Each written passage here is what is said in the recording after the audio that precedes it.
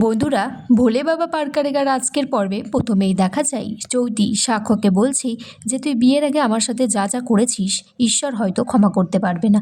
বড়দের সামনে আমরা এটা বলতে বাধ্য হচ্ছি। তখন শতরূপা বলছে চৈতিকে যে চৈতি, এখন তুমি সাক্ষ্যকে এরকম কিছু বলো না, বুঝতেই তো পারছো ছেলেটার মাথার উপর দিয়ে কি যাচ্ছে। ঝিল তারপর চৈতিকে বলছে আমাদের মাঝখানে আর ঢুকো না, আমি তোমার কাছে রিকোয়েস্ট করছি, আমরা সব কিছু ম্যানেজ করে নিতে পারবো।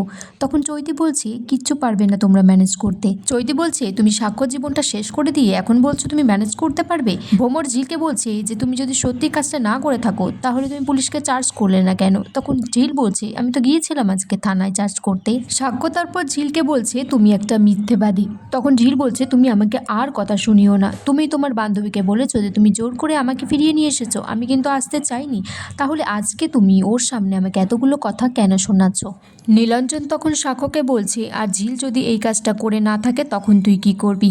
তখন সাক্ষ্য বলছে পুলিশ তো বললো যে ঝিলই এই কাজটা করেছে।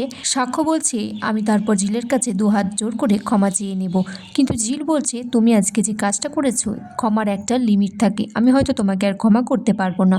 ঝিল তারপর সেখান থেকে চলে যায়। এদিকে সাক্ষ্যর কাছে পুলিশ এসেছে।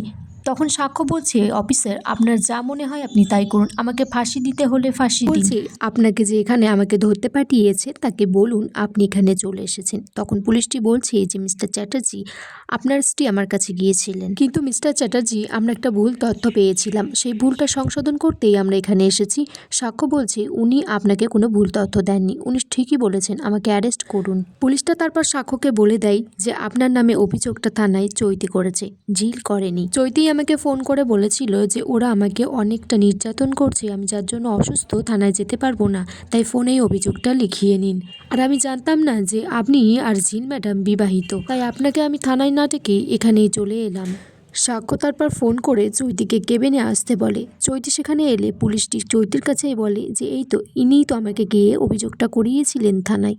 তখন চৈতি না চেনার ভান করে, অনেকক্ষণ পরে বলে হ্যাঁ এবার চিনতে পেরেছি। চৈতি তখন সাক্ষ্যকে বলে যে এই অভিযোগটা আমি ঝিলের কথা মতোই করেছিলাম, ওই আমাকে বলেছিল যে এগুলো লেখাতে, তাই তো আমি গিয়ে লিখিয়েছি। সাক্ষ্য তারপর চৈতিকে বলে যে চৈতি তোর কি মনে হয় আমি ভুল ট্রিটমেন্ট করেছি। তখন চৈতি বলছে আমি তো জানি রে, কিন্তু ঝিলের কথা মতোই করেছি কাজটা। পুলিশটি তখন চৈতিকে বলছে ম্যাডাম আপনিই তো বলেছিলেন যে এই কেসটা নিয়ে যত তাড়াতাড়ি সম্ভব এগোতে। তখন চৈতি সেটাকে অস্বীকার করে। তখন পুলিশটি বলছে এর রেকর্ড কিন্তু আমার কাছে আছে, আপনি চাইলেই কিন্তু শোনাতে পারি। চৈতি তখন বলছে এইসব কথা আমাকে কেন শোনাচ্ছেন, আমি তো তার কথা মতোই এই কেসটা করেছি।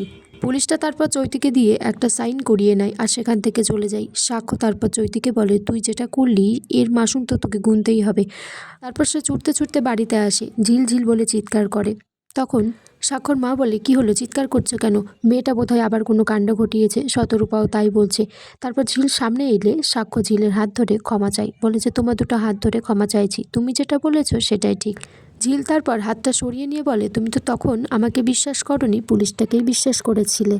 ঝিল তখন বলছে যে সরি, আমি তোমাকে ক্ষমা করতে পারবো না, আমি এই বাড়ি থেকে আগেই চলে যেতাম, কিন্তু তোমরা হয়তো ভাবতে আমি দোষ করে পালিয়ে গেছি, তাই আমি অপেক্ষা করছিলাম কখন তুমি সত্যিটা জানতে পারবে। ঝিল তারপর সাক্ষর বাবা নীলাঞ্জনকে বলে যে বাবা এবার আমাকে যাওয়ার অনুমতি দিন, আমি এই বাড়িতে থাকতে চাই না, শুধুমাত্র দুজন মানুষের জন্য এই বাড়িতে থাকতে চেয়েছিলাম, এক তুমি আর এক ডক্টর সাক্ষ্য চ্যাটার্জি আমার হাজবেন্ড, কিন্তু তিনি যখন আমাকে বিশ্বাস করেন না, ভালোবাসেন না মন থেকে, তাহলে আমি এখানে কি আশায় থাকবো। নীলাঞ্জন ঝিলকে থাকার জন্য অনেকবার বোঝায়, কিন্তু ঝিল থাকতেই চায় না। তখন বলে যে মা তুই একবার বোঝ, একটা জিনিস করতে গেলে অনেক বাধা আসে, আমিও হয়তো তোর জায়গায় থাকলে এটাই করতাম, কিন্তু একবার যে জিনিসটা গড়ে যায় সেটা সহজে ভাঙে না।